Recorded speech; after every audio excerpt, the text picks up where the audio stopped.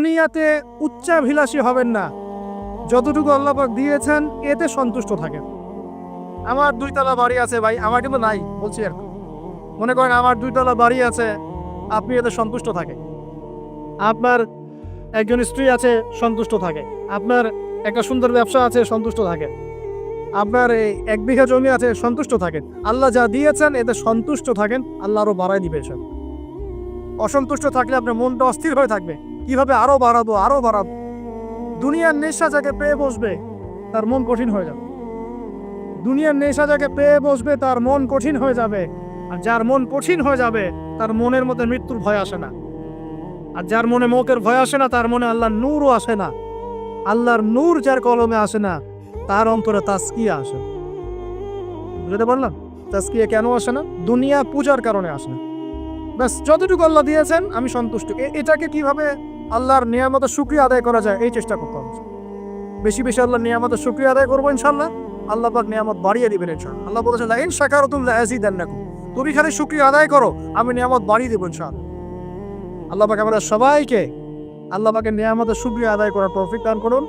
মনের মধ্যে এই হিংসা, বিদ্বেষ, অহংকার দূর করার তৌফিক দান। সবার মধ্যে ভালো যেটা আছে নিয়ে নিবেন, খারাপটা ছেড়ে দিবেন।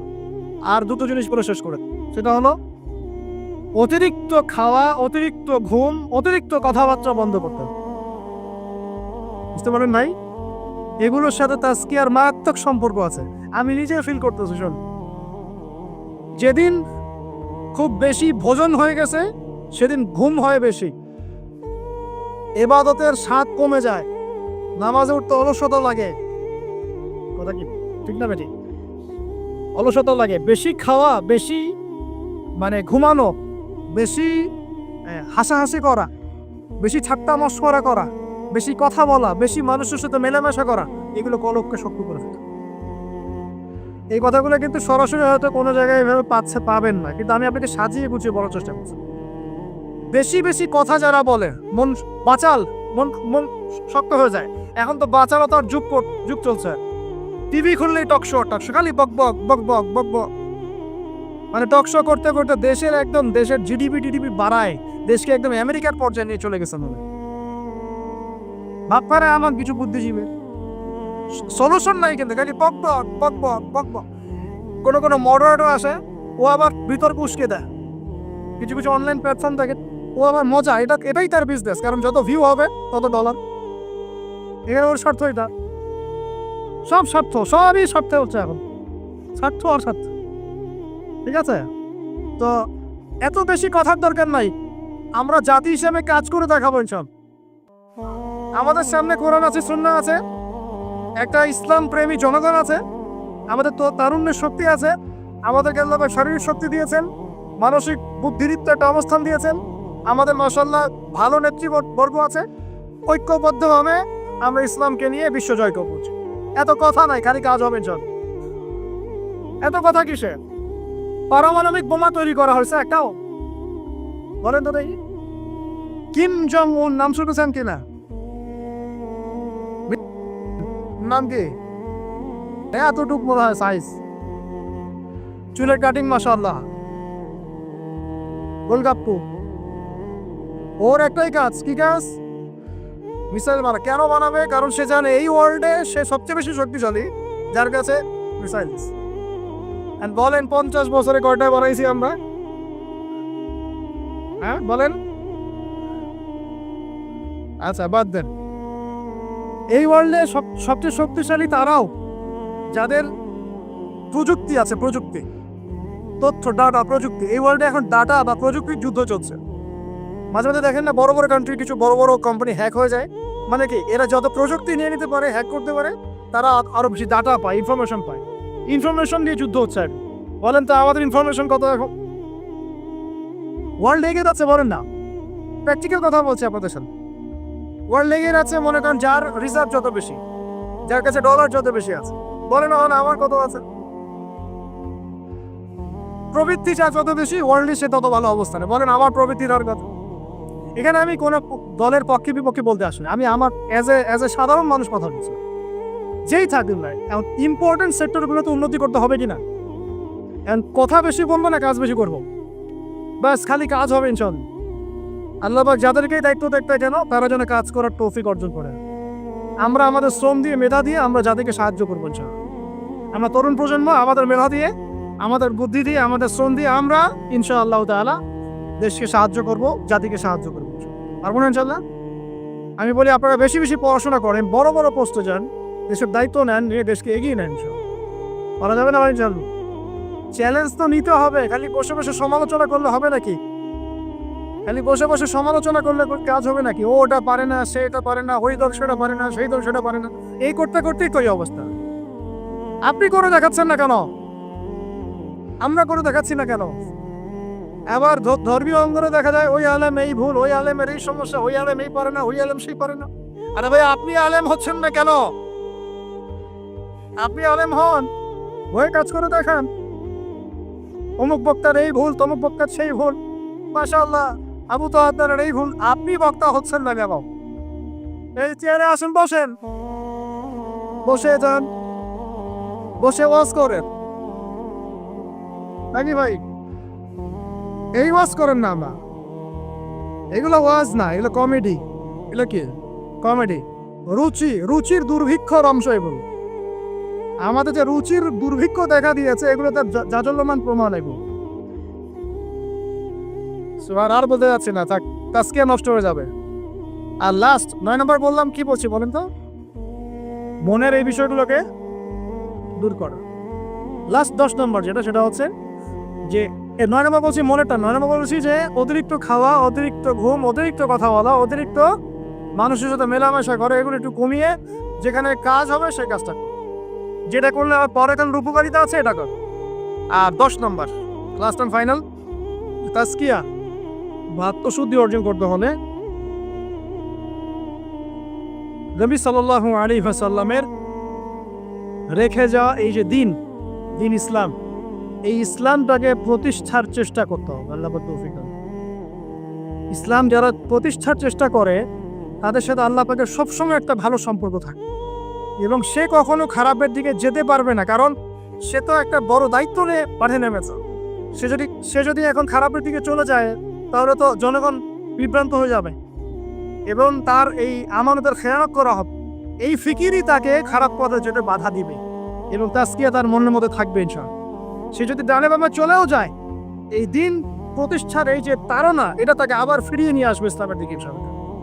আল্লাহ পাক আমাদের যুবক ভাইদেরকে নবী সাল্লাল্লাহু আলাইহি ওয়াসাল্লাম রেখে যাওয়া এই পবিত্র দিন ইসলাম সমাজে পালন করার, প্রচার করার, প্রসার করার, প্রতিষ্ঠা ঘটানোর তৌফিক দান করুন বলি আমিন। আমরা আজকের এই সংক্ষিপ্ত আলোচনা শিখলাম যে তাজকিয়া বা আত্মশুদ্ধি হচ্ছে সমাজ পরিবর্তনের সবচেয়ে ইম্পর্টেন্ট জিনিস, সবচেয়ে ইম্পর্টেন্ট হাতিয়ার। এটা অর্জন করার জন্য অনেক মাধ্যম আছে। আমি আপনাদের জন্য 10টা মাধ্যম আজকে বলেছি। 1 নাম্বার কথা কি বলেছিলাম ভাই? নিজের ফিকির, আগে নিজের নফসের ফিকির করা। 2 নাম্বার কি বলেছিলাম বলেন? হ্যাঁ, নিজের পরিবারের মধ্যে ইসলাম কায়েম করা। মাশাআল্লাহ। 3 নাম্বার কি বলেছিলাম? হ্যাঁ, কোরআনুল কারীম তেলাওয়াত, কোরআনুল কারীম তেলাওয়াত করার কথা বলেছি। 4 নাম্বার কি বলেছি? বেশি বেশি আল্লাহর জিকির করা। 5 নাম্বার বলেন, আমার সাথে বলেন, আল্লাহর কাছে বেশি বেশি দোয়া। 6 নাম্বার মওতকে স্মরণ, মানে কবরকে জিয়ারত করা, মওতকে স্মরণ করা। 7 নাম্বার অপন্থী তাজকিয়া প্রাপ্ত উলামায়ে কেরামের সোহবতে থাকা, তাদের লেকচার শোনা, তাদের বই পুস্তক পড়া। ঠিক আছে? 8 নাম্বার কি বলেছি বলেন? হ্যাঁ, মনের মধ্যে যত রকম হিংসা, বিদ্বেষ, রিয়া এগুলো আছে, এগুলো সব কি করতে হবে? পরিহার করতে হবে। 9 নাম্বার, 9 না 8 হবে? 9 নাম্বার বেশি কথা, বেশি খাওয়া, বেশি ঘুম, ইভেন বেশি সহবাস, এগুলো ত্যাগ। আল্লাহ ত্যাগ। এটাই হালালের কথাই বললাম, হারাম তো জাহাত। হারামের যদি চোখ থেকে থাকে আল্লাহর রাস্তায় তওবা করেন, কারণ জিনার সাথে সম্পৃক্ত কোনো ব্যক্তির দ্বারা দিনের একামত সম্ভব নয়। জিনা করলেই মনে নূর চলে যাবে। এই যে আজকের লেকচারটা শুনলেন, বাসায় গিয়ে যদি আজকে রাত্রে কোনো নগ্ন মেয়ের ছবি চোখের সামনে পড়ে যায়, আজকের সমস্ত লেকচারের নূর নষ্ট হয়ে যাবে। আপনি নিজেই বুঝতে পারবেন যে আপনার কলব থেকে নূরটা চলে গেল।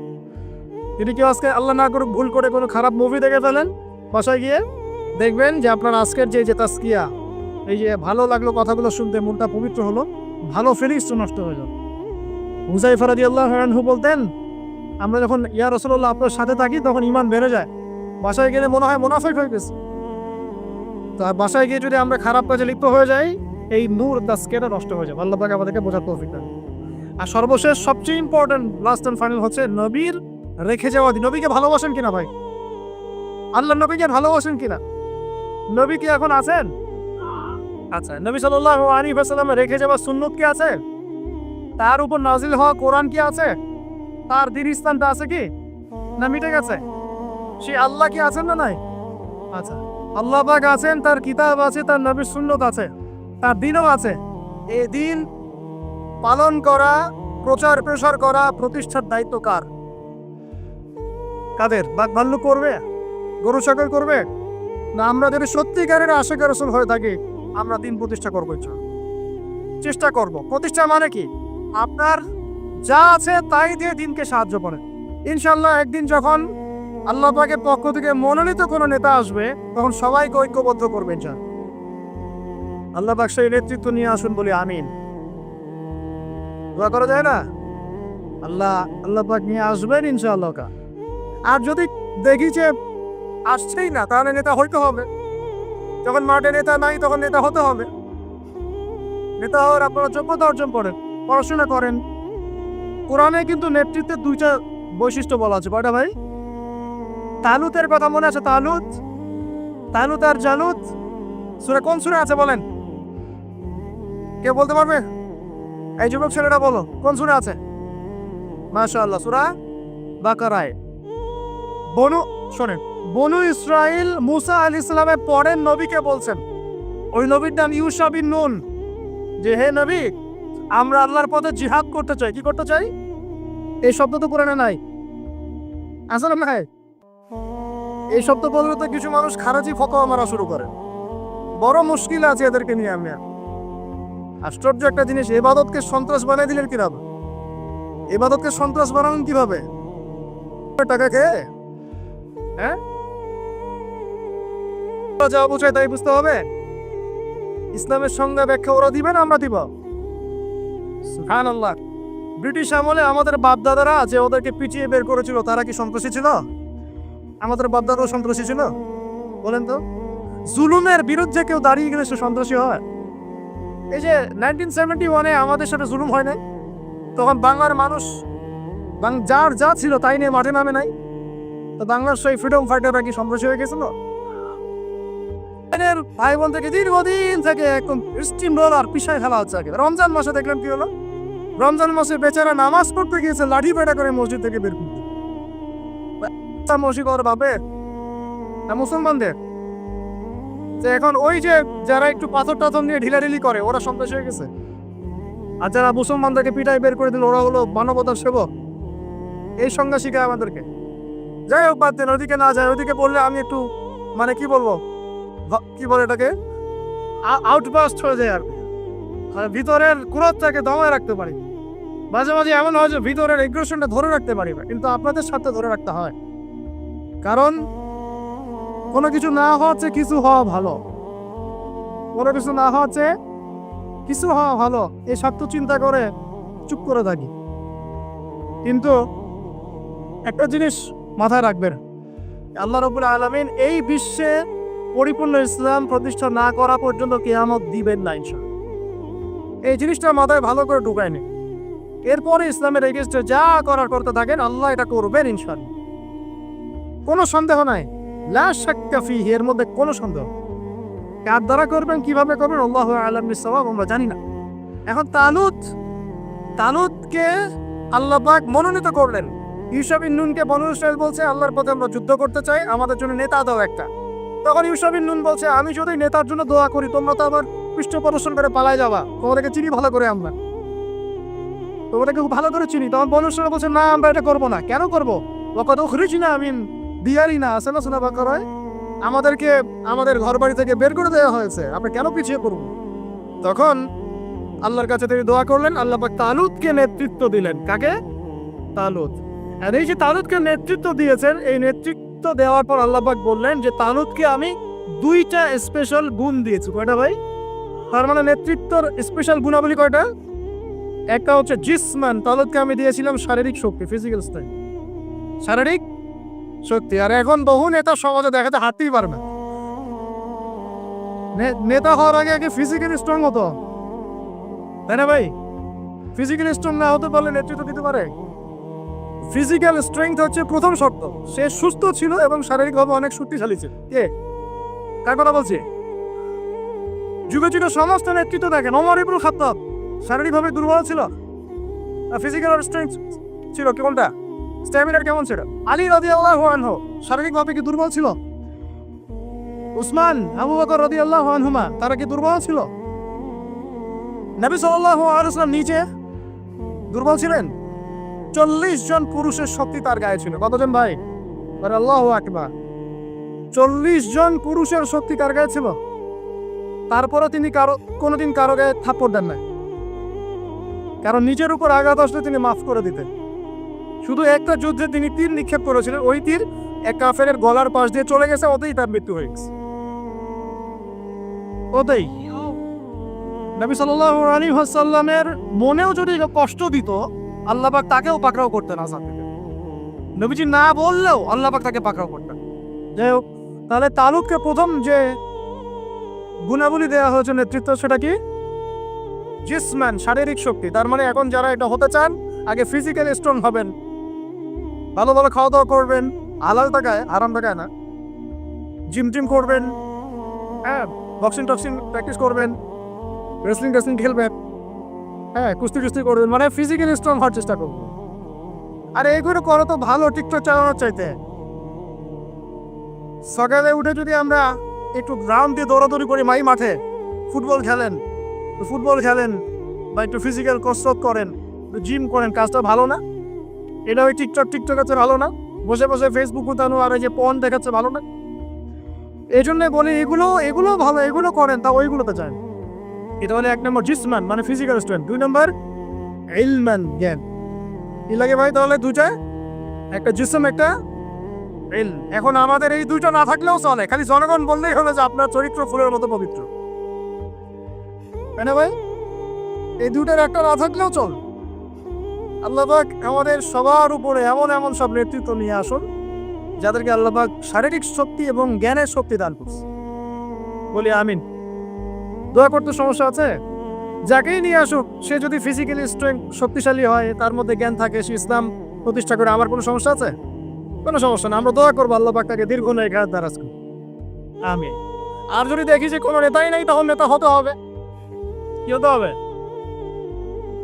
আল্লাহ পাক তৌফিক এনায়েত করুন, আমাদের যুবক ভাইদেরকে আল্লাহ কবুল করুন, আমিন। তাজকিয়া অর্জন হচ্ছে সমাজ পরিবর্তনের মূল জিনিস। আর এই তাজকিয়া অর্জনের জন্য প্রথম কাজ হলো নিজের চরকায় আলাইকুম আনফুসাকুম, নিজেকে নিয়ে ভাবুন, বাস নিজেকে নিয়ে ভাবুন, নিজের কবরকে নিয়ে ভাবুন, আপনার আমলনামা নিয়ে ভাবুন, এই বিগত জিন্দেগিতে কি করেছে এটা ভাবেন, সামনের জীবনে কি করতে পারি এটা ভাবেন। এখন মনে করেন আপনি চিন্তা করলেন যে না, আমার জীবনে ভালো কাজ খুব কম আছে, আপনার নাই বলে গিয়েছিল, আমি মিলিয়েছি খাতা কলম নিয়ে, দেখলাম ভালো কাজ খুব বেশি নাই। এখন কি করতে হবে আপনাকে? প্রথম কাজ আমার সাথে বলেন আস্তাগফিরুল্লাহ। বায়াত করাচ্ছি, বায়াত বলেন আস্তাগফিরুল্লাহ আল্লাযী লা ইলাহা ইল্লা হুয়াল হাইয়ুল কাইয়্যুম ওয়া আতুবু ইলাইহি। আল্লাহ, আমরা বিগত জীবনে যে পাপগুলোই করেছি, আল্লাহ আমাদেরকে মাফ করুন, এবং আগামী পুরো জীবনে আমাদেরকে কোরআন সুন্নাহ মেনে চলার তৌফিক দান করা যাবে ইনশাআল্লাহ। এখন থেকে 5 ওয়াক্ত নামাজ ছাড়বো না ইনশাআল্লাহ, রাজি আছি? সম্ভব হলে জামাতে পড়বো, যদি জামাত কোনো কারণে পড়া পসিবল না হয়, অন্তত পক্ষে বাসায় পড়বো ইনশাআল্লাহ। প্রতিদিন 5 টাকা 10 টাকা হলেও দান খয়রাত করবো ইনশাআল্লাহ। প্রতিদিন একজনকে হলেও দাওয়াত দিব ইনশাআল্লাহ। প্রতিদিন একটা করে ভালো কাজের আদেশ করবো ইনশাআল্লাহ। একটা করে হলেও খারাপ কাজে নিষেধ করবো ইনশাআল্লাহ। প্রতিদিন একটা পৃষ্ঠা করে হলেও কোরআন পড়বো ইনশাআল্লাহ। 1 পৃষ্ঠা হলেও হাদিস পড়বো ইনশাআল্লাহ। 1 পৃষ্ঠা হলেও ইসলামিক কোনো বই পড়বো ইনশাআল্লাহ। আর গার্লফ্রেন্ডের নাম্বার মোবাইল থেকে ডিলিট করে দেবো ইনশাআল্লাহ। ঠিক আছে ভাই? যত রকম আজে বাজে কাজ, আড্ডা মারা, এই পর্ন দেখা, হ্যাঁ, আপনার মাদকদ্রব্যের আসর, খারাপ ফ্রেন্ড সার্কেল, গুন্ডামি মাস্তানি সব থেকে তওবা করলাম, আল্লাহ কবুল করুন, আমিন। আগে নাম্বার ডিলিট করেন, এটা প্রথম কাজ। এই ফিতনা থাকলে সমস্যা। এটা কেমন ফিতনা আপনাকে বলায় আমি বুঝাই, শুনেন শুনেন। এটা এমন ফিতনা যে অবৈধ অবস্থাতেও ফিতনা সৃষ্টি করতে পারে, বৈধ অবস্থাতেও করতে পারে। অতএব খুব সাবধান। নবী সাল্লাল্লাহু আলাইহি ওয়াসাল্লামের এই হাদিসটা মাথায় রাখেন। নবীজি বলেছেন, শোনেন ভাই, আমি পুরুষদের জন্য নারীদের চাইতে ভয়ঙ্কর কোনো ফিতনা রেখে যাচ্ছি না। ব্যাস, এখন কি করবেন?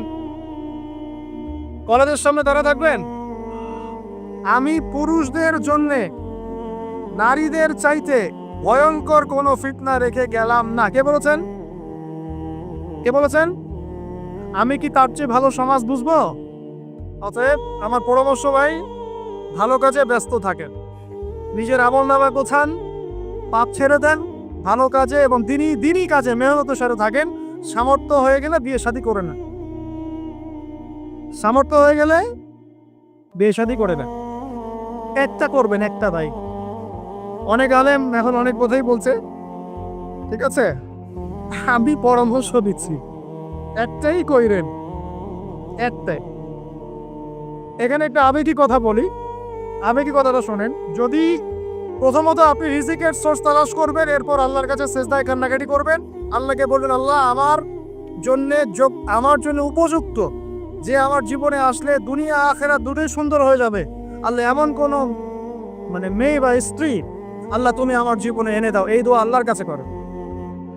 এরপর যখন পাত্রী যদি পছন্দ হয়ে যায়, যে না সব দিক থেকে মাশাআল্লাহ তাকে পারফেক্ট মনে হচ্ছে, আপনি যদি মন থেকে তাকে ভালোবাসা শুরু করেন, ডানেও দেখবেন না আর বামেও দেখবেন না, ব্যাস তাকে নিয়ে জীবন কাটিয়ে দেবেন। করা যাবে ইনশাআল্লাহ।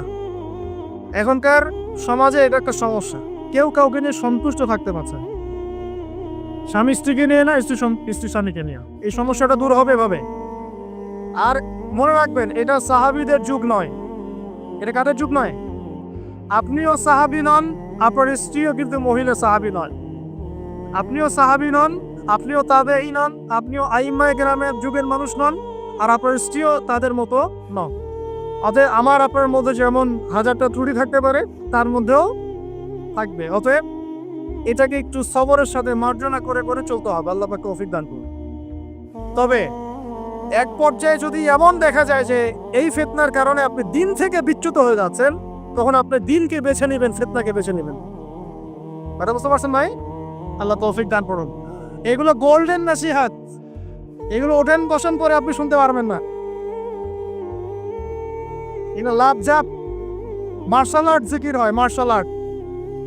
স্টেজের মাঠে কুমফু কেরাত খেলা হয়, সুবহানাল্লাহ, কি যে হয়, কত কি যে হয়। কতগুলোকে দেখেছি আমি ওয়াজ মাহফিলের এই সিজনেই বাস ধরেও ঝোলাঝুলি শুরু করছে। জানি না এগুলো কোথায় পাইছে, আল্লাহ ভালো জানেন। আল্লাহ রাব্বুল আলামিন এটা কেন আমি বলি, সম্ভবত এখানে জিনের আসর হয়। কিসের হয়?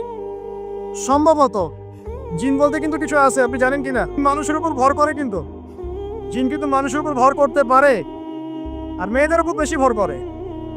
যারা বেপরদায় বাইরে যায়, এইসব মেয়ের উপর জিন বেশি ভর করে। তো এগুলো থেকে বাঁচার জন্য দৈনন্দিন জিকির আজগার করতে হয়। সকাল সন্ধ্যা অনেক জিকির আজগার, মাসনুন দোয়া কালাম আছে, এগুলো করতে হয়। যেমন আয়াতুল কুরসি জানা আছে তো? আলহামদুলিল্লাহ, আয়াতুল কুরসি পড়লে শয়তান কাছে আসবে না ইনশাআল্লাহ। সূরা ফালাক নাস ইখলাস জানা আছে তো? সকাল সন্ধ্যায় 3 বার করে ইনশাআল্লাহ। সূরা বাকারার শেষের 2 আয়াত জানা আছে? রাত্রেবেলা একবার। প্রেসক্রিপশন দিচ্ছি, এগুলো বিনা হাদিয়াতে প্রেসক্রিপশন দিচ্ছি। এগুলো কবিরাজের কাছে নিতে গেলে ও তো হাতিয়ে নিবে, আর ডাক্তারের কাছে গেলে বলবে অ্যান্টি ডিপ্রেশন একটা ওষুধ দিয়ে দিন, ঘুমের একটা ওষুধ খাও, ঠিক হয়ে যাবে, রিল্যাক্স। কিন্তু সব রোগের ট্রিটমেন্ট মেডিকেল সায়েন্স করতে পারে না। রুকিয়া, বদনজর, জাদুগ্রস্ততা, সেহের, এগুলো ট্রিটমেন্ট মেডিকেল সায়েন্স করতে পারে না। এগুলো ট্রিটমেন্ট কুরআন করবে, হাদিস করবে, দোয়া কালাম করবে। ট্রিটমেন্ট কি? আগে আপনাকে পবিত্র থাকতে হবে, পাক পবিত্র থাকতে হবে, ওযু অবস্থায় থাকার চেষ্টা করতে হবে, ডেইলি ফরজ ওয়াজিব আদায় করতে হবে, পর্দা মেনে চলতে হবে, কুরআন তেলাওয়াত করবেন, স্পেশালি এই আয়াতগুলোকে বারবার তেলাওয়াত করবেন। সূরা ফালাক, সূরা নাস, সূরা ইখলাস, আয়াতুল কুরসি, সূরা বাকারা শেষের 2 আয়াত, সূরা হাশরের শেষের 3 আয়াত। আর একটা বড় অস্ত্র বলে দেই, এটা পড়লে শয়তান বাপ বাপ করে দূরে চলে যাবে ইনশাআল্লাহ। দাজ্জালও যদি আসে সেও দূরে চলে যাবে ইনশাআল্লাহ। বলে দিব সূরা কাহফ এর প্রথম 10 আয়াত। সূরা কাহফের যত বড় জিন শয়তান হোক না কেন, ইবলিসের বাপও যদি আসে, সূরা কাহফের 10 আয়াত পড়বেন, সে দূরে চলে যাবে। বিশ্বাস করছেন না? ইভেন এই যে করোনা ভাইরাস ছিল না মাঝখানে, ওই সময় কিন্তু আমরা দেশে সফর করেছি, লক্ষ বলবো না, বেশি হয়ে যাবে, হাজার হাজার মানুষের সাথে মোসাফাও করেছি। এই যে এখানে আসলাম, অনেকে মোসাফা করলে যাওয়ার সময় করবেন কিনা? এই যে বললো যে হাত মিলানো যাবে না, বলবে না কাজে নাকি? সবার মুখে পট্টি থাকবে, হাত মেলানো যাবে না, তাই না? করোনার সময় আমরা এভাবে ঘুরেছি, একদিনও জ্বর হয়নি আলহামদুলিল্লাহ। কিছু করেছি আর করি নাই, প্রতিদিন সূরা কাহফের 10 আয়াত পড়েছে। নিজের কথা বললাম, এরকম কাজ হয় তো? প্রতিদিন সূরা কাহফের 10 আয়াত পড়েছে। আমি বলছি না এটাই পড়েন, এটাই পড়া সুন্নত, এটা বলছি নাই। ব্যক্তিগতভাবে এটার উপর আমল করেছিলাম, আলহামদুলিল্লাহ, আল্লাহ পাক হেফাজত করেছে। অনেকে সূরা ওয়াকিয়া তেলাওয়াত করেন রাত্রেবেলা, সূরা ওয়াকিয়া তেলাওয়াত করার বদৌলতে রিজিক বাড়ে, রিজিক প্রশস্ত হয়। অনেকে আত্মীয়তার সম্পর্ক বজায় রাখেন, রিজিক প্রশস্ত হয়। অনেকে চাষ্টের নামাজ পড়েন, ওই যে 2 রাকাত সালাতুদ দুহা আদায় করেন, এর বদৌলতে দেখা যায় রিজিক প্রশস্ত হয়। অনেকে অজু অবস্থায় থাকেন, রিজিক প্রশস্ত হয়। এক এক মানুষকে আল্লাহ এক একটা আমলের ওসিলায় আল্লাহ পাক তার মঞ্জিলে মাকসুদে পৌঁছায় দেন। তো আলহামদুলিল্লাহ, এটা একটা অস্ত্র। আল্লাহ পাক আপনাদের সবাইকে সূরা কাহফের উপর আমল করার তৌফিক দান করুন। আমিন। তো প্রিয় ভাই, শেষ করতে হবে, লম্বা করবো না, আস্তে আস্তে ঘুরিয়ে নিচ্ছি। 1 নাম্বার কি কাজ? আত্মশুদ্ধি অর্জনের জন্য ভাই নিজের চরকায়, মানে নিজের নফসের খবর নিব, অন্যের কথা পড়ে আগে নিজে 5 ওয়াক্ত নামাজ পড়বো, নিজে রোজা রাখবো, নিজে যাকাত দিব, নিজে ইসলামের উপর প্রতিষ্ঠা থাকবো ইনশাআল্লাহ। এটা 1 নাম্বার। 2 নাম্বার তাজকিয়া অর্জনের 2 নাম্বার কাজ হচ্ছে নিজের পরিবারে ইসলাম প্রতিষ্ঠা করা। কি বললাম বলেন? কেন বললাম? কারণ নিজের পরিবারে যদি ইসলাম প্রতিষ্ঠা না করতে পারি, অন্যের মূর্খতা এবং অনইসলামিক কাজের কারণে আমি ইফেক্টেড হয়ে যাব। তাই নিজের পরিবারের মধ্যে ইসলাম প্রতিষ্ঠা করার চেষ্টা করতে হবে। আল্লাহ পাক তৌফিক দান করুন, বলি আমিন। আল্লাহ পাক সূরা তাহরিমের 6 নম্বর আয়াতে বলেছেন যে কু আনফুসাকুম, নিজে জাহান্নামের আগুন থেকে বাঁচো, ওয়া আহলিকুম নারা, তোমার পরিবারকে জাহান্নামের আগুন থেকে বাঁচা। পরিবার আছে কার কার? হাত তুলেন দেখি। মাশাআল্লাহ, সবাই তো আছে। পরিবার মানে কি? স্ত্রী সন্তান কার কার আছে? আচ্ছা, হাত নামান।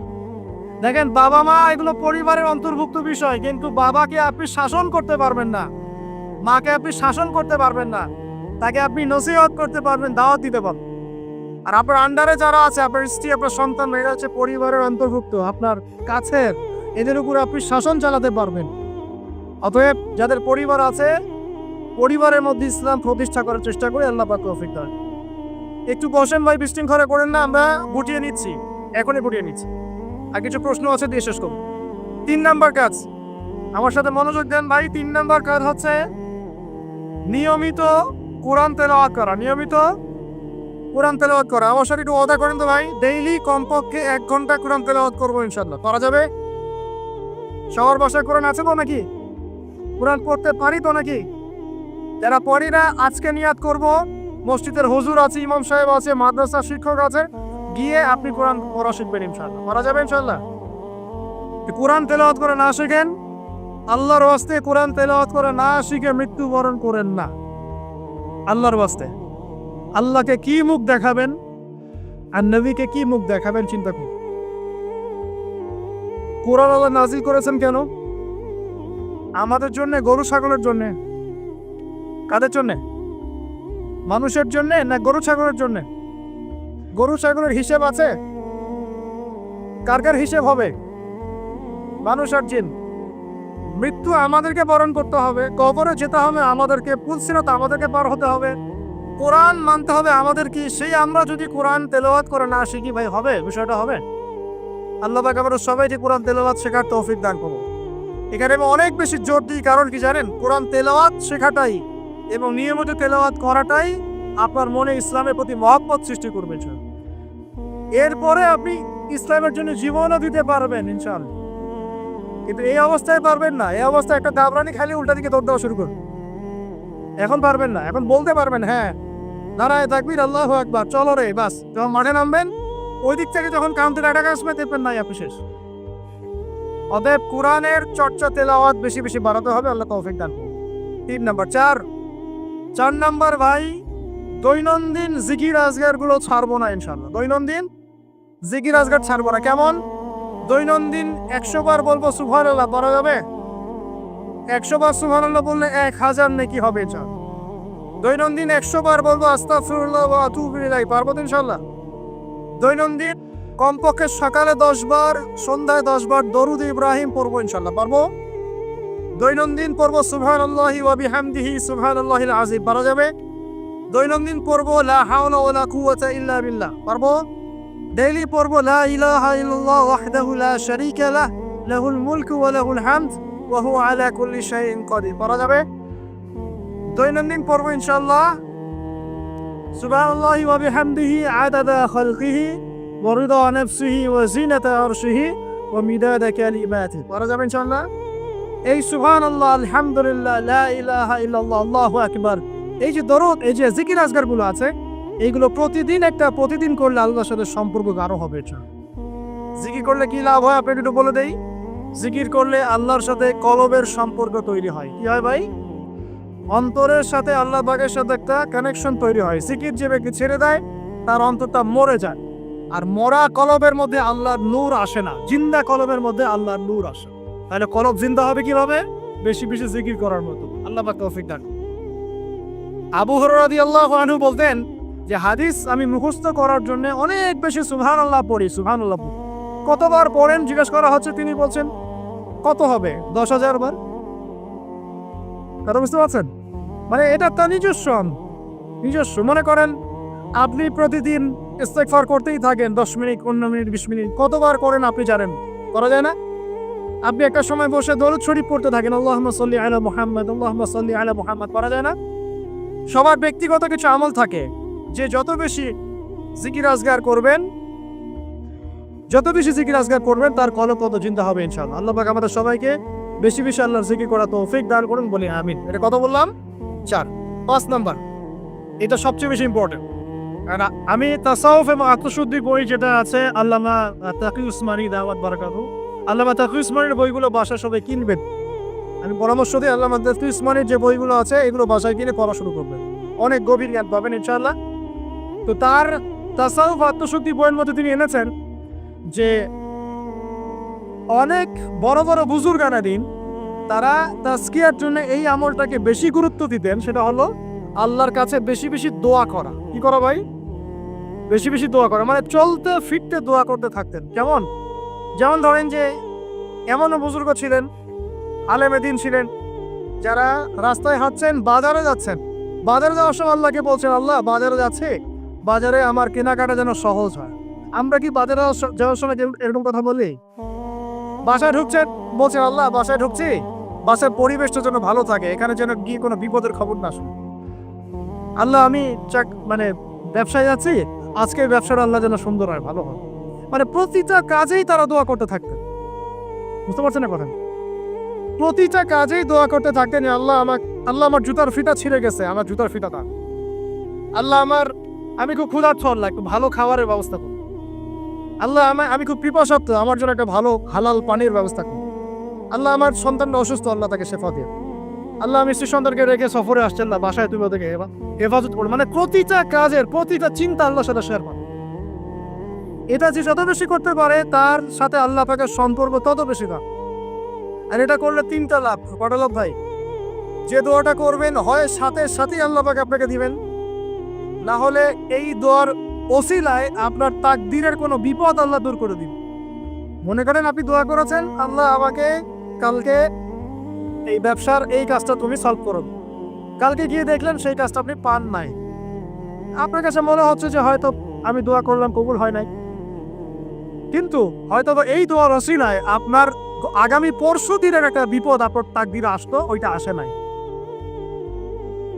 কথা কি বুঝতে পারলেন আমার কথা? এইভাবে আল্লাহ পাক দোয়ার বদৌলতে মানুষের তাকদীর থেকে অনিষ্টগুলো দূর করতে থাকেন। আর এটাও যদি না হয় কিয়ামতের মাঠে নেকির পাল্লায় ওইটা আপনাকে আল্লাহ দিয়ে দিবে। ওই দিন মানুষ বলবে যে কাশ দুনিয়াতে আমার কোনো দোয়াই যদি কবুল না হইতো, আজকে আমি জান্নাতে যেতে পারতাম। ওই দিন আমরা এই কথা বলবো। অতএব বুদ্ধিমান সে ব্যক্তি যে বেশি বেশি আল্লাহর কাছে দোয়া করে, প্রতিটা বিষয়ে আল্লাহর কাছে দোয়া করতে থাকেন। আল্লাহ আমার মনটা অস্থির, মনটাকে শান্ত করো। আল্লাহ আমাকে কোরআন শিক্ষার তৌফিক দাও। আল্লাহ আমাকে নামাজ পড়ার তৌফিক দাও। আল্লাহ আমি হারাম সম্পর্ক থেকে বেরিয়ে আসতে চাই, আমাকে হালাল একটা সম্পর্ক করার তৌফিক দাও। দোয়া করা যায় না ভাই? আল্লাহ পর্দা করতে চাই, পর্দার পরিবেশ তৈরি করে দাও। আল্লাহ রিজিকের সমস্যায় ভুগছে, একটা চাকরি ব্যবসার ব্যবস্থা করে দাও। দোয়া করা যায় না ভাই? দোয়া করতে আমাদের কাছে আসেন কেন? হুজুর এটা যে ফু দিয়ে দেন, এখানে ফু দিয়ে দেন, এখানে দোয়া করে দেন, এটা করে দেন, সেটা করে দেন। আমি আপনার আবেগ কতটুকু বুঝতে পারবো? আমার দরকার একটা জব, এই জব ছাড়া আমি চলতেই পারছি না। আপনার ওই চাহিদা তো আমি বুঝতে পারবো, আপনার চাহিদার ফিলিংসটাকে আমি বুঝতে পারবো। আপনার বাবা চলে গেছেন, বাবা হারানোর ব্যথা আপনি বুঝতে পারছেন। আমি খালি বলতে পারবো মুখ দিয়ে আল্লাহ আপনার বাবাকে মাফ করুন। আমি কি আবেগটা অনুভব করতে পারলাম? অতএব দোয়া সরাসরি আল্লাহর সাথে করার চেষ্টা করেন। আল্লাহ পাক এটাই বলেছেন যে ওয়াইদা সাআলাকা ইবাদি আন্নী ফাইন্নী করিব, যখন আমার বান্দারা আমার সম্পর্কে জিজ্ঞাসা করে হে নবী বলে দিন আমি খুব কাছেই আছি। উজিবু দাওয়াতাদ দাঈ ইযা দাআন, যখন বান্দা আমাকে ডাকে দোয়া করে আমি সরাসরি তার দোয়া কবুল করি। শুনি একদম ঘাড়ের রগ, এই ঘাড়ের রগের চাইতে আল্লাহ আমাদের কাছে আছেন। ব্যাস আজকেই ফিরে আসেন প্রিয় ভাই, আজকেই ফিরে আসেন, আল্লাহর কাছে দোয়া করা শুরু করেন। আল্লাহ পাক তৌফিক দান। আর দোয়া কবুলের অনেক সময় আছে, এই যে ওয়াজ মাহফিলের সময়, হালাকার সময়, শেষ রাত্রে, তাহাজ্জুদে, ফরজ নামাজের আগে পরে, হ্যাঁ বৃষ্টি বর্ষণের সময়, অনেক দোয়া আছে, সময় আছে। এই সময়গুলোতে দোয়া করলে আল্লাহ দোয়া কবুল করবেন। আর সবচেয়ে ভালো একটা অস্ত্র শিখিয়ে দিই আপনাকে, দিব। অন্য একদিন বলেছিলাম একটা লেকচারে, আর মনে পড়ে গেল বলে দিই। যদি দেখেন দোয়া আপনার কবুল হচ্ছে না দীর্ঘদিন ধরে, আল্লাহ পাকের কাছে ওযু অবস্থায় 2 রাকাত নামাজ পড়ে কিছু ভালো কাজ করে, মানে ধরেন একটু কুরআন তেলাওয়াত, একটু দান সাদাকা, বা একটু আত্মীয়দেরকে দান সাদাকা, বা একটু এতিমের মাথায় হাত তোলানো, বা দিনের রাস্তায় কিছু খরচ করে একটা ভালো কাজ করে হাত তুলে আল্লাহকে বলবেন আল্লাহ তোমার সন্তুষ্টির জন্য আমি এই ভালো কাজটুকু করলাম। আল্লাহ তোমার তাওহীদের কালিমা লা ইলাহা ইল্লাল্লাহ এর ওসিলায় আমার দোয়াটা কবুল করুন। ইনশাআল্লাহ তাআলা আপনি আপনার দোয়ার ফল পাবেন। পরীক্ষিত আমার জীবন এমন সময়ে গিয়েছে যে নিঃশ্বাস নিতে পারবো কিনা এটার গ্যারেন্টি ছিল, শ্বাস নিতে পারবো কিনা গ্যারেন্টি ছিল। আর মনে করবেন না এগুলোর জন্য অদৃশ্য কোনো শক্তি দায়ী, এগুলোর জন্য আপনার আমার মতো দাড়ি টুপিওয়ালা কিছু মানুষই দায়ী। এটা বুঝতে পারছেন? বাস আর কিছু বললাম। অতএব দাড়ি টুপি পাগড়ি জুব্বা ঘোমটা দেখলে লাফানো শুরু করবেন না কখনো। বহু মুনাফিক সমাজে ঘুরে বেড়ায় এই সন্দেহ আছে, এদের কাজই হলো নিজের ভাইয়ের গোশত খাওয়া। কি কথা বলেন তো? বুঝবেন আপনিও দাওয়াতি কাজে মাঠে নামেন, ইসলামের জন্য কিছু করতে মাঠে নামেন, নিজেই বুঝতে কিছু বলে দেওয়া লাগবে। তবে এতটুকু সুসংবাদ তাদেরকে দিয়ে রাখি, যারা নিজের ভাইয়ের গোশত খায়, তোমাদের এই মুনাফিকের চরিত্র অতি শীঘ্রই অচিরেই পুরো বাংলার সামনে নগ্ন হয়ে যাবে।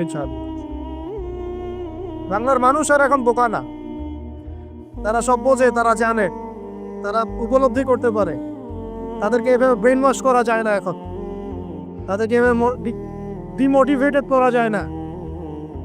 তারা যুবকরা এখন পড়াশোনা করছে মাশাআল্লাহ, তারা উলামায়ে কেরামের সোহবতে যাচ্ছে, তারা হক বাতিল চিনতে পারছে মাশাআল্লাহ। আস্তে আস্তে তারা এমন একটা জায়গায় যাবে, এই যুবকরা আগামী দিনে ইনশাআল্লাহ জাতিকে নেতৃত্ব দিবে। আমাদের যা করার আছে করতে থাকো, যত ষড়যন্ত্র পিছন থেকে করতে থাকো, কিছুই করতে পারবে।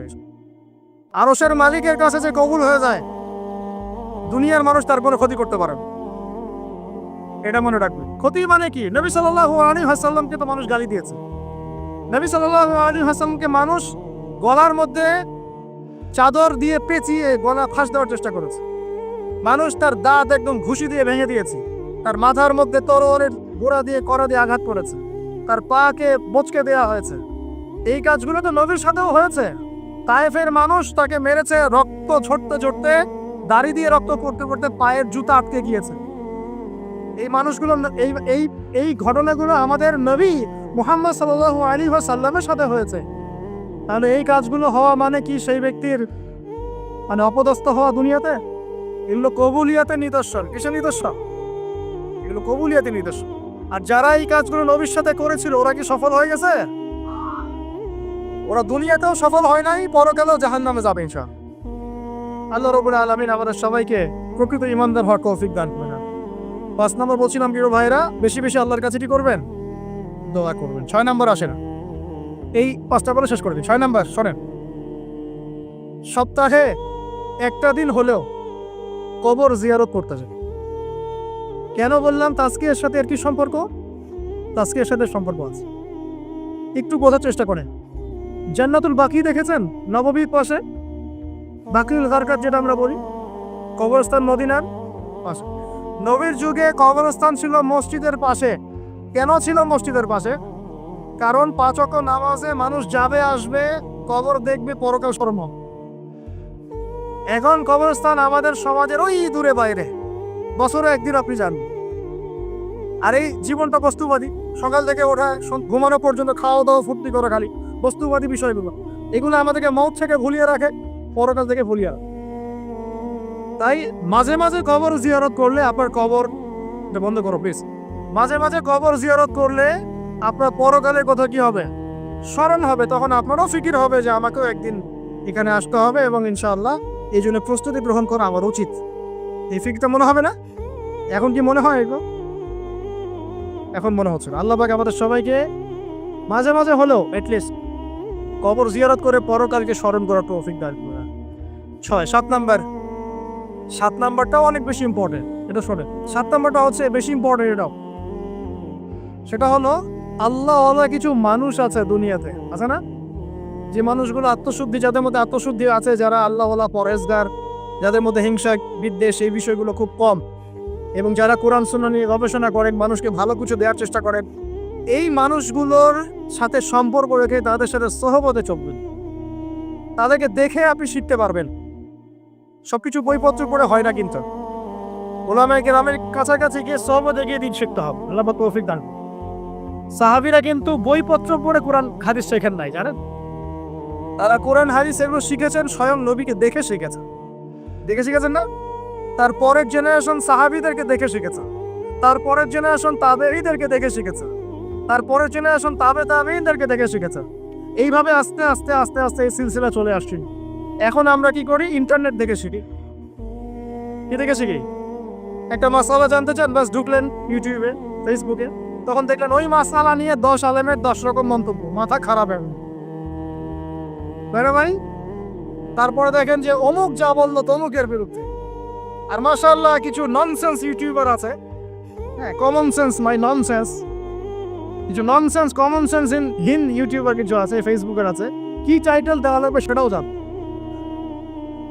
অমুক তমুককে ধুয়ে দিল, মানে ওয়াশিং মেশিন, ডিটারজেন্ট পাউডার, অমুক তমুককে ধুয়ে দিল। হ্যাঁ, তমুককে আবার যে ওয়াশ করলেন তমুক, হ্যাঁ, অমুককে এই করলেন, বাপরে, মানে কি একটা অবস্থা।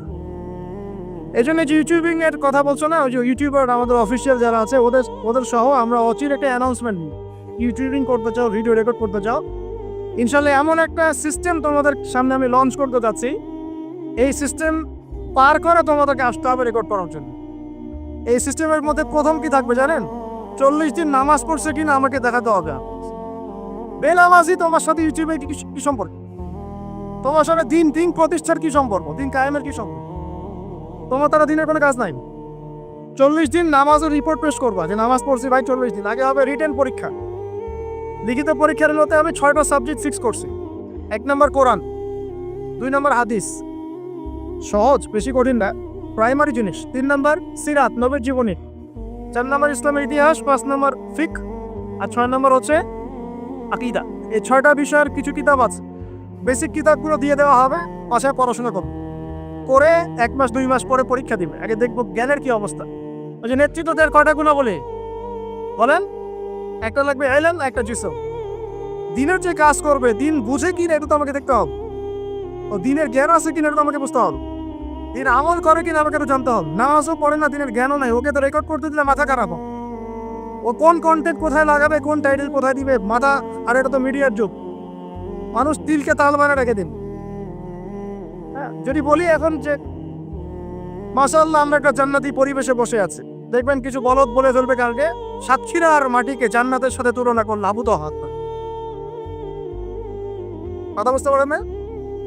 এই হলো অবস্থা। ইন্টেলেকচুয়াল অবস্থা আমাকে জানতে হবে তো। আগে রিটেন পরীক্ষা দিবে, তারপর ভাইবা, ভাইবার পরে আমরা কিছু ক্রাইটেরিয়া দিব। এই রুলস এবং রেগুলেশনস মেনটেন করে করতে পারলে করবে, আদারওয়াইজ না। শোনেন, দুষ্ট গরুর চেয়ে শূন্য গর অনেক ভালো। আর এই জিনিসগুলো আমি প্রথমে এত কঠোর ছিলাম, বিগত 2-3 বছর এই সারা দেশ ঘুরে আমার যে তিক্ত অভিজ্ঞতাগুলো হয়েছে, এগুলো আমাকে এভাবে ভাবতে বাধ্য করেছে। এখন মনে করি এগুলো আল্লাহর পক্ষ থেকে কল্যাণই ছিল, আলহামদুলিল্লাহ। অভিজ্ঞতাগুলো না হলে এগুলো শিখতে পারতাম না। সুবহানাল্লাহ। আর বলতে চাচ্ছি না, ভিতরে অনেক কিছু আছে, পরে চায়ের কাপে আলোচনা হবে ইনশাআল্লাহ, ঠিক আছে? আচ্ছা, বাদ দেন। এখন শোনেন, এখন 7 নম্বর যেটা বলছিলাম, রসুল সাহাবীদেরকে দেখে শিখেছে। সরি, সাহাবীরা রাসূলকে দেখে শিখেছে। সাহাবীরা রাসূলকে দেখে শিখেছেন, তাবেঈরা সাহাবীদেরকে দেখে শিখেছে, তারপরের জেনারেশন তাদেরকে দেখে শিখেছে। এখন আমরা যদি দিন শিখতে চাই, খালি বই পুস্তক পড়লে হবে না, খালি ইউটিউব ফেসবুক ঘাঁটলে হবে না। আলেম ওলামার কাছে যেতে হবে, সিলেবাস কেন্দ্রিক পড়াশোনা করতে হবে। কি সিলেবাস? এই 6টা সাবজেক্ট বললাম না ভাই? কোরআন পড়েন, এটা একটা সিলেবাসের অন্তর্ভুক্ত বিষয়। হাদিস পড়েন, সিলেবাসের অন্তর্ভুক্ত বিষয়। আপনাকে আকীদা বই পড়তে হবে, সিরাতের বই পড়তে হবে, ফিকহের বই, আর ধরেন ইসলামের ইতিহাস। এই জিনিসগুলো একটু পড়াশোনা করে ক্লাসিক্যাল ওলামায়ে কেরাম যারা, কোন ওলামায়ে কেরাম?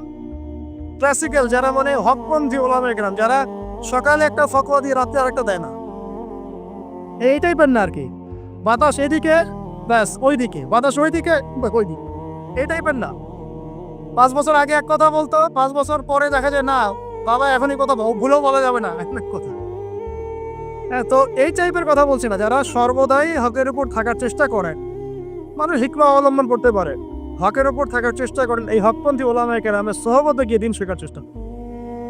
এবং এই ওলামায়ে কেরাম প্রত্যেক ঘরানাতেই আছে, প্রত্যেক ঘরানাতেই হকপন্থী ওলামায়ে কেরাম আছেন। আপনার আলেমদের মধ্যে বিভক্তি সৃষ্টি করবেন না, বরং সবাইকে ভালোবাসার চেষ্টা করুন। এখন তো শুরু হয়েছে আলেম পূজা, শাইখ পূজা। যে যে আলেমকে পছন্দ করে, যে যে শাইখকে পছন্দ করে, ব্যাস চোখ বন্ধ করে ওই খেলে আর টেনে যাবেন। এখন সে সঠিক বললেও সঠিক, বেঠিক বললেও সঠিক। এই একটা সমস্যা শুরু হয়েছে। আর সংকীর্ণ হলেন কেন?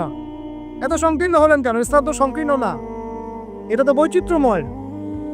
এখানে আপনি পরিপূর্ণ জ্ঞান পেতে হলে তাকে খোলা মন লালন করতে হবে, যে যেখানেই হক পাবো সেটাই নিব ইনশাআল্লাহ, হক যেখানে পাবো সেখানে নিব ইনশাআল্লাহ। আমি হককে সীমাবদ্ধ করে ফেললাম কেন? যে আমার শায়েখ যা বোঝেন এই চাই না, এর বাইরে কিছুই না।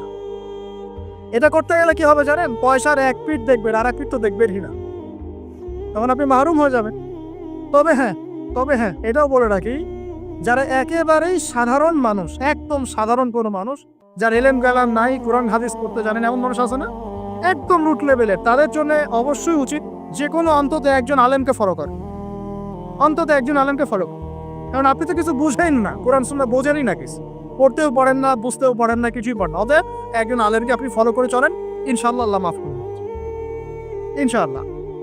হ্যাঁ, যদি কখনো জানতে পারেন যে আপনার সেই ফলো করা আলেমের অমুক মাসালাটা কোরআন সুন্নাহর বিরুদ্ধে চলে গেছে, বা এর চেয়েও ভালো কোনো বিশুদ্ধ মাসালা আছে, তাহলে সেটা আপনি আমল করবেন, সমস্যা নেই। তাই বলে বিভক্তি বাড়াবেন না। 7 নাম্বার বলেছিলাম ওলামায়ে কেরামের সোহবতে থাকার চেষ্টা করেন। 8 নাম্বার হচ্ছে ভাই, মনের মধ্যে হিংসা, বিদ্বেষ, রিয়া, অহংকার, এই খারাপ রিপুগুলোকে দূর করতে হবে। পারা যাবে কিনা ইনশাআল্লাহ? এটা হলো 8 নাম্বার। মনের মধ্যে হিংসা, বিদ্বেষ, অহংকার, রিয়ার খারাপ রিপুগুলোকে দূর করতে হবে। কিন্তু এটা খুব ডিফিকাল্ট। কিভাবে করবেন?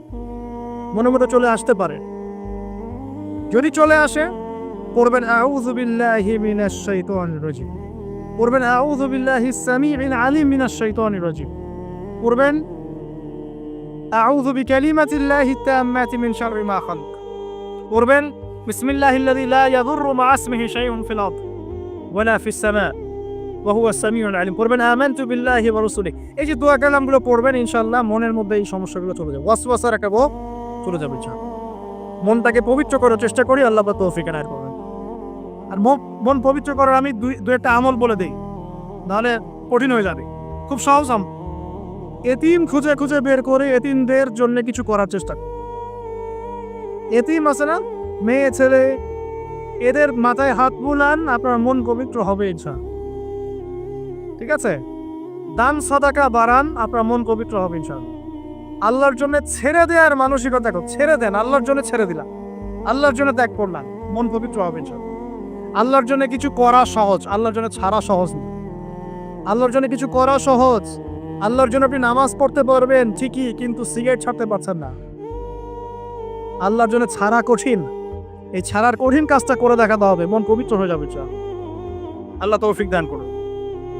আর তাহাজ্জুদ, এই আমলটা খুব ইম্পর্টেন্ট।